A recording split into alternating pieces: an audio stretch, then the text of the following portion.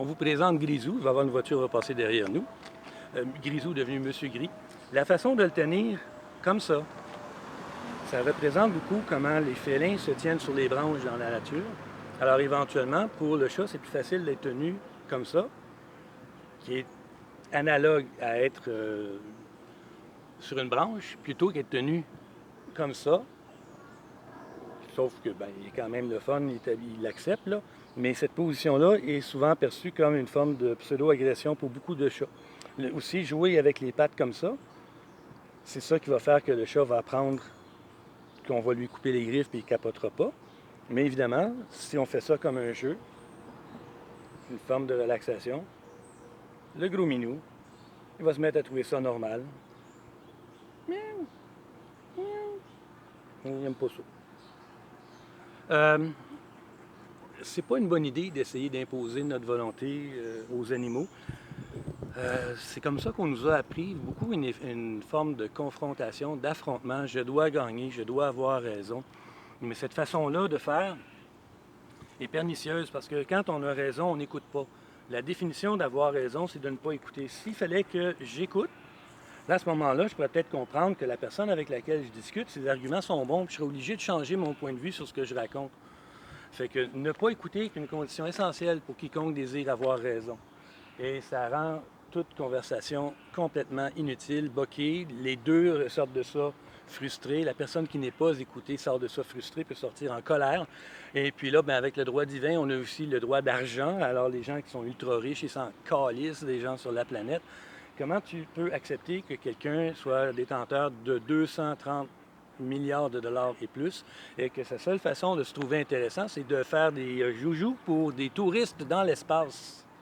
Ça ne vous dérange pas qu'en ce moment, le taux de mortalité chez les enfants de moins de 5 ans soit 1 à toutes les 3 secondes? C'est à peu près ça, le taux de mortalité, parce que la nourriture, il n'y en a pas. De l'eau potable, il n'y en a pas. Pendant ce temps-là, ces caves-là continuent de faire joujou. Mais c'est normal que plus personne ne va vivre sur la planète dans pas long, parce qu'ils sont trop intéressés à leurs jouets, comparé à comprendre les conséquences de ce qu'ils font. Ils sont ultra riches, ça leur donne le droit divin en plus. Hey, on s'en sortira pas. Fait que c'est pas en allant contester avec eux qu'on va faire le moindre gain pour quiconque. L'important, c'est de faire les choses de façon très silencieuse, très organisée. Je vous conseille pour l'organisation, il y a des philosophes de la linguistique qui sont intéressants. Ce qu'il y a, c'est que dans l'organisation du discours, pour que le discours soit cohérent, il y a des méthodes à utiliser. On doit faire référence à des éléments collectifs et rajouter un petit peu de nouveauté au fur et à mesure, parce que si j'ensevelis une personne avec des informations complètement nouvelles qui n'ont aucun sens pour elle, cette personne-là n'arrivera pas à savoir quoi faire de ce que je lui dis. Il faut tout le temps ramener ça à une réalité et ramener ça, même si ça ressemble à une nouveauté, ramener ça à des choses qui sont déjà connues. À ce moment-là, la personne peut imaginer. Et même si elle ne comprend pas tout de suite, un jour, elle va finir par comprendre. Par exemple, j'ai beaucoup enseigné la conduite, puis je peux vous dire que l'enseignement de la conduite, c'est... Bon. Les urbanistes et les gens qui veulent réduire la mortalité sur la route ont cessé de faire appel à une réforme de l'enseignement de la conduite parce que toutes les réformes ont mené à peu près à rien.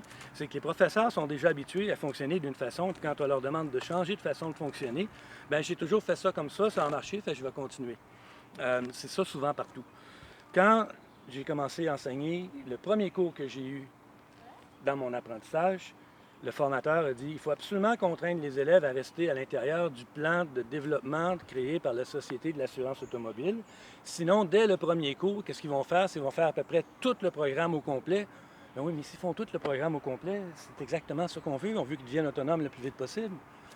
Fait que moi, j'avais déjà des connaissances que, par exemple, il y avait un bonhomme, une compagnie avait développé des tours numériques extrêmement plus compétents, plus performants que ceux des années 50-55. Et quand ils ont cherché à mettre ces tours numériques-là sur le marché, dans les entreprises, ils se sont rendus compte que leurs tours étaient sabotés, mais à grand déploiement. Fait qu'ils se sont demandé c'était quoi qui se passait. Ils sont allés voir les entreprises où les tours avaient été installés, puis ils ont appris par les employés que le formateur était méprisant envers eux. Le formateur, ce qu'il faisait, c'est qu'il ne répondait pas aux questions, il disait c'est plus tard dans le programme. Mais si la personne se pose cette question-là, maintenant, répondre à cette question-là a de la pertinence parce que c'est là que l'imagination de l'apprenant est rendu. On répond aux questions des apprenants au lieu de suivre notre programme en toute indifférence. Fait qu'il y a eu du sabotage comme ça. La nouvelle place où les équipements étaient installés, c'est un des fabricants, un des concepteurs de l'entreprise qui a pris la parole en avant.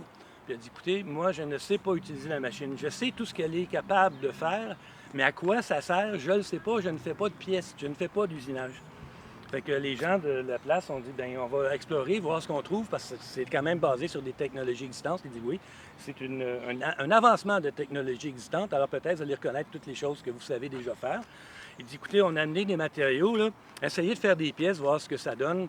Puis ils se sont mis à travailler là-dessus. Puis quand il y avait un problème quelque part, tout le plancher arrêtait, puis on allait voir où était la question, comment cette question-là pouvait être résolue.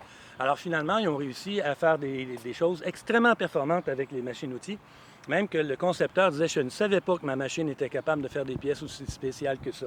Mais c'est ça que ça a donné. Alors quand on contraint les gens dans un apprentissage à ce qu'ils soient conformes au peu qu'on est capable d'imaginer, on n'arrive jamais beaucoup plus loin. C'est pour ça que quand moi j'enseignais sur la route, le premier cours, l'élève prend toutes ses décisions. Tu conduis. Non seulement ça, mais tu conduis à la même vitesse que les autres. Même si c'est seulement en ligne droite parce que tu comprends rien à ce qui se passe autour de toi. Moi, je suis dans l'auto et je sais étendre le bras pour contrôler le véhicule, puis je sais contrôler le frein. Alors, à l'occasion, quand les élèves étaient nerveux, je disais, tu ne contrôles que l'accélérateur, le reste, je le fais tout. Mais tu conduis comme les autres tout de suite, maintenant. Puis j'explique à ce moment-là à l'élève ce qu'il faut regarder, puis l'élève participe avec moi au questionnement, à l'observation de la route. Et puis, en un cours, on fait effectivement les 2/3 et même parfois les 3/4 du programme prévu. Puis on va vraiment avec ce que les élèves désirent. Hein. Si l'élève me dit « moi j'ai peur des entrées et sorties d'autoroute », OK, d'accord, tu vas me faire d'abord de la ligne droite sur un chemin droit, ensuite la ligne de la conduite sur un chemin sinueux, ensuite on va me faire des virages à gauche, à droite, c'est toi qui choisis à quel virage tu tournes, dans quelle direction tu tournes, mais je veux que tu m'amènes, par exemple, tu m'amènes au sud-est d'ici. Alors, ça va être un virage à gauche vers l'est, un virage à droite vers le sud. Quand on est rendu à telle intersection, je ne vous donnerai pas le détail au complet, mais à ce moment-là, tu commences à rouler sur un boulevard et entre chaque intersection, je veux que tu fasses un changement de voie à droite ou un changement de voie à gauche. Puis quand on est arrivé à l'autoroute métropolitaine, l'élève a fait toutes les entrées-sorties au complet de la métropolitaine, depuis Christophe Colomb jusqu'à maintenant, à ce moment-là, c'était le boulevard des Laurentides. Maintenant, c'est le boulevard du whatever, je m'entorche. Mais l'élève a tout fait ça dans le premier cours. Deuxième cours, c'est toujours un trajet chronométré, mais dépendamment des conditions météo, des conditions de circulation, on va avoir des endroits où on va quitter le trajet pour revenir à l'école à l'heure, mais c'est un trajet chronométré. Donc les décisions sont anticipées en fonction de ce qui se passe sur la route, mais on doit atteindre les noms de rue. Fait que l'élève, je ne connais pas par cœur les rues. OK, c'est pas un problème, ça. Le nom que je t'ai donné, il est composé. Donc, vois-tu, le prochain nom de rue, il est tout en un mot. Regarde le prochain ensuite. Ah, le prochain ensuite, il y a vraiment un espace entre les deux. On est capable de voir, bien ça. Tantôt, on était à Bernard. Maintenant, on est rendu à Saint-Viateur. Saint-Viateur, tu tournes vers l'ouest jusqu'à atteindre l'avenue du Parc. Il dit oui, puis après, avenue du Parc, je m'en vais jusqu'à Sherbrooke. Sherbrooke vers l'ouest. Après ça, je tourne à gauche sur le Crescent. Les élèves apprennent les consignes rapidement. C'est nous autres qu'on les infantilise. Puis qu'on dit, bien, c'est trop difficile pour eux, ils ne seront pas capables. Dès que quelqu'un est apte à désirer faire quelque chose, on l'encourage, on l'accompagne à l'intérieur de ça pour faire en sorte qu'il n'y ait pas de conséquences négatives. En fait, pour permettre un apprentissage, on laisse survenir toutes les conséquences qui ne sont pas destructives. Par exemple, lors d'une évaluation, je me faisais évaluer par quelqu'un qui ne savait pas conduire. Cette personne-là, pour se rendre à l'école de conduite, avait pris les transports en commun. Puis l'élève, je lui dis, tu vas tourner à droite sur P9, tu le sais, mais là, tu arrives trop vite. Tu arrives trop vite, tu vas avoir une conséquence. Tu arrives trop vite. Fait qu'arrive à P9, effectivement, il n'est pas capable de rester dans la première voie, il est obligé de prendre la pleine largeur de l'intersection, la pleine largeur des voies. Je lui dis, là, vois-tu, s'il y avait quelqu'un qui avait brûlé le feu rouge, j'aurais pas eu d'autre choix que de te défoncer dans la porte. Il faut que tu restes dans la première voie quand tu tournes pour permettre à un abruti qui brûle son feu d'avoir un échappatoire au lieu de te rentrer dedans. Non seulement ça, si tu es vraiment bon et que tu te rends compte que quelqu'un s'en vient, si tu es à la bonne vitesse, tu vas être capable de pratiquement te stationner à proximité de l'intersection. Et c'est pour ça, pour des raisons de visibilité, pour permettre aux gens de voir, mais aussi pour permettre que nous, on soit capable de voir les piétons et que les piétons soient capables de nous voir. Il n'y a pas de stationnement à proximité immédiate de l'intersection. Ça permet aussi à quelqu'un qui arrive avec la bonne vitesse d'être capable de freiner brusquement et de rester le long du trottoir sans frapper. Et je l'ai fait pratiquer à des élèves. Il n'y a pas de problème avec ça, mais les gens ont la mentalité complètement tout croche. Ils prennent l'intersection, ils prennent toutes les voies comme si c'était normal, puis il n'y a pas d'échappatoire. Mais ça, l'évaluatrice dans l'auto m'a dit que c'était une erreur grave. J'ai dit, excuse ma chère, à la fin de la formation, là, à la fin de mon évaluation, elle dit ça, c'est une erreur grave. J'ai dit, excuse ma chère, s'il attend d'être toute seule sur une faible neige pour tourner trop vite dans une intersection alors qu'il n'a jamais fait ça auparavant, il va se casser la gueule. Il faut qu'il sache tout de suite à son deuxième cours que, hey, tu dois planifier d'être capable d'arrêter à l'intérieur de ce que tu vois. Mais ça, c'est même pas dans les livres de conduite, être capable d'arrêter à l'intérieur de ce que tu vois, puis c'est même pas non plus quelque chose que l'évaluatrice a accepté comme information. Au deuxième cours, on devait faire des virages à droite. Oh, au moins, j'ai accepté de faire quelques virages à gauche. Non, je n'ai pas accepté, c'est tout l'élève qui a pris ses décisions. Puis je dis à la formatrice, écoute, as-tu vu à quel point sa compétence a monté?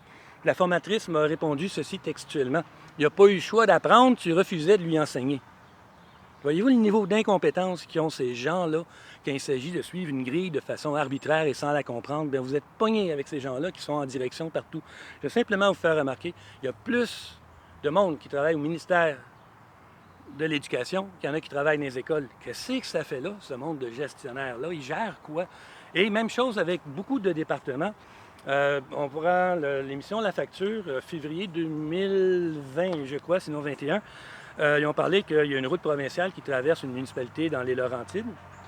Et puis, en passant, si on avance, c'est à cause que le chat avance dans la bonne direction. Il y a du joueur qui est par terre, puis ça intéresse le chat, il s'assoit, il se liche, puis après ça, il avance. Bon, alors, vu que c'est une route provinciale, la municipalité n'a pas l'autorité pour mettre un feu de circulation.